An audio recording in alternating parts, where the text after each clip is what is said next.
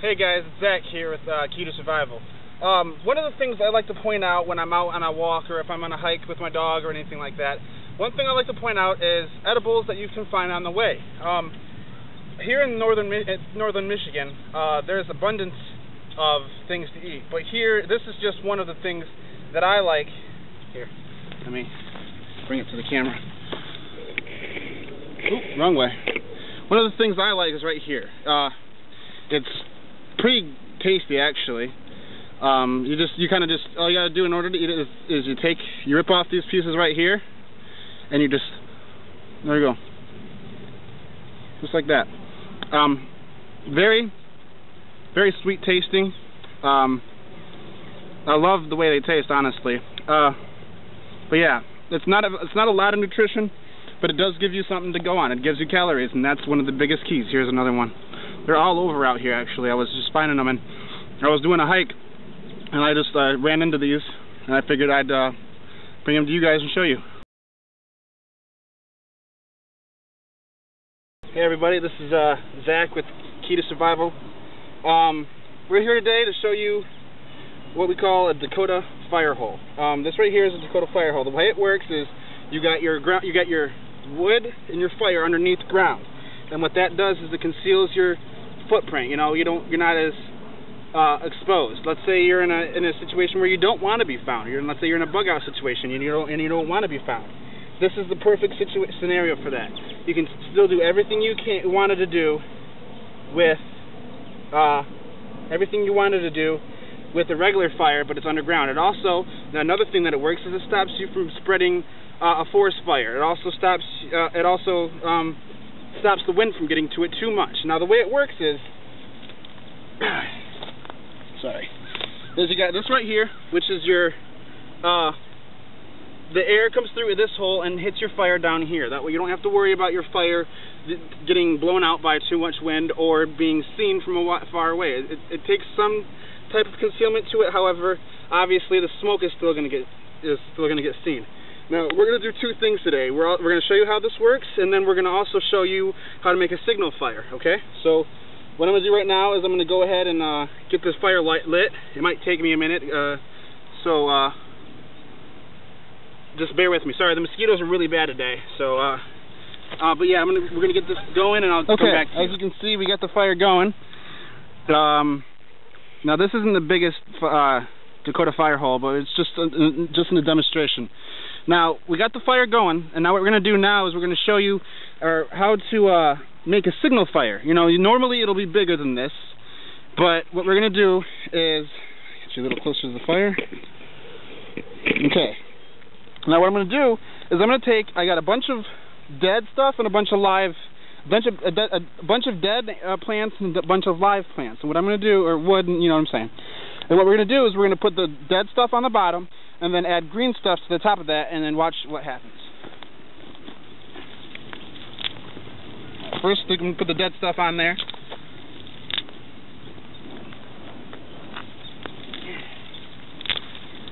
Now this is for a signal fire.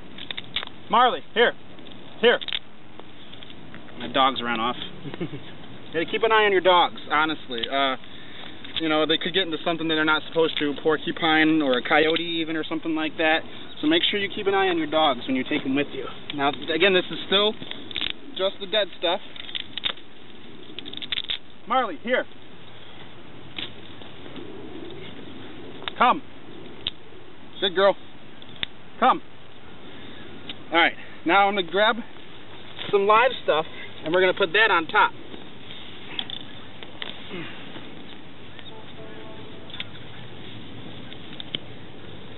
And watch how nice this gets. Hold on, let me make sure this fire is nice and big. Now I wish it was a little windier so I could show you how this works in the wind. It's pretty effective, but as you can see, your main fire is underneath ground. Now what I'm going to do is I'm going to put this stuff right on top of here, and watch what happens. I'm going to back this up a little bit.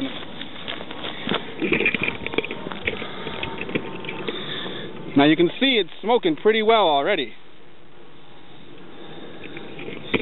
And I'm going to add some more to that. Be careful what you grab, too. You don't want to grab something that has thorns on it and it's going to hurt when you touch it.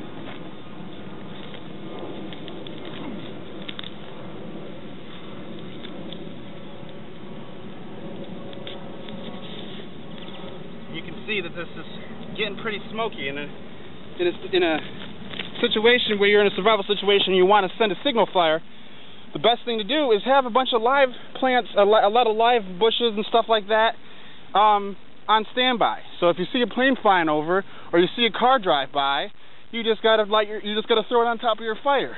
It's nice to have a fire going even throughout the day, which takes a lot of wood and which takes a lot of effort, I realize, but at the same time it's worth it. It keeps you, it keeps the morale up. It keeps everything, it keeps you just in a better balance. Now, as you can see, the smoke, I mean, it's a cloudy day, so you really can't see where the smoke goes into the sky. But you're getting a nice big white cloud. I'm gonna make sure I'm gonna add some more to this.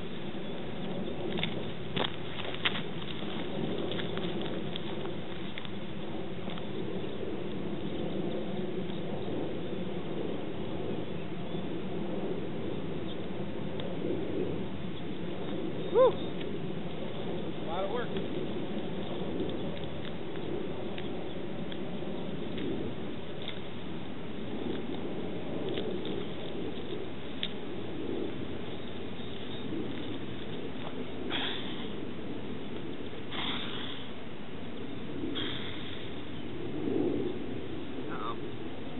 It looks like our fire went out down here. Get some air. Woo!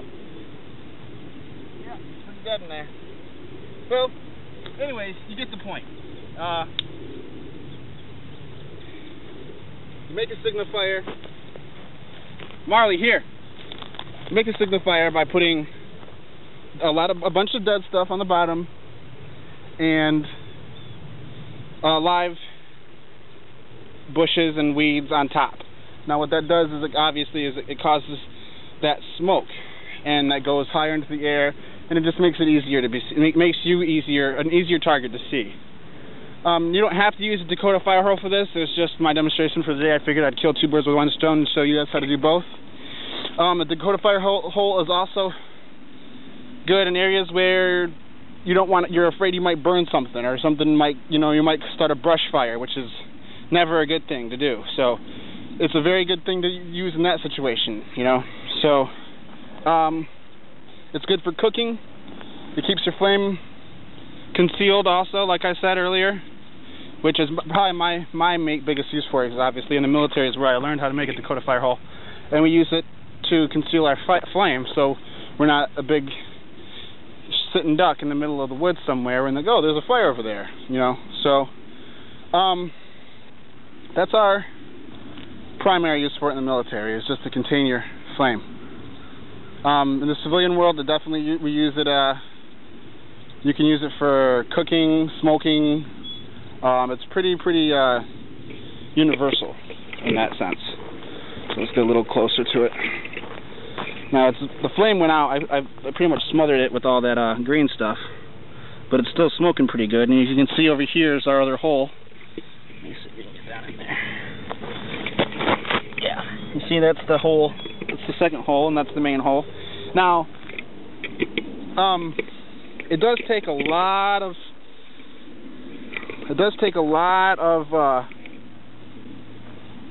energy out of you. That's for sure. It definitely does take a lot of energy out of you. Putting it together. It takes a lot of digging, it just takes a lot of effort to get it done. But once you get it done, it's definitely worth it in more than one situation. So, let me get back to me now. Okay. That's pretty much it for today. One thing I did want to cover was if you're about to go out on a hike, or if you're about to go camping or something, you always want to check your gear. Now, I almost went out without one of my biggest pieces of gear.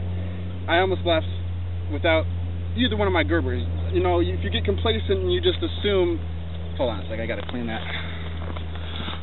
Hold on, sorry about this. There we go.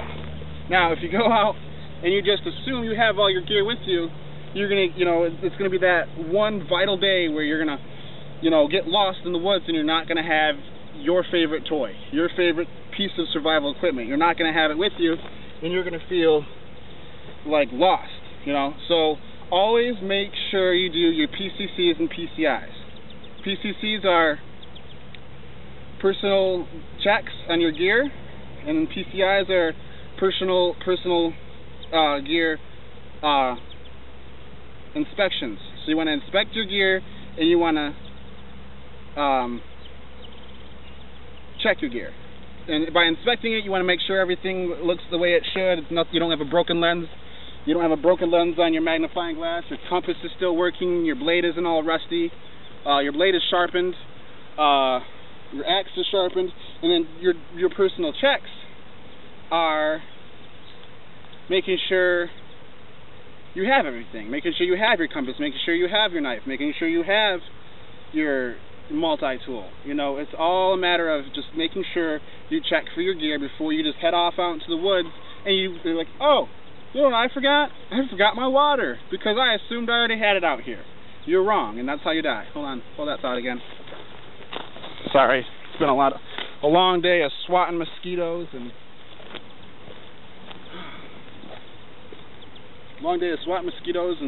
and waiting out the rain.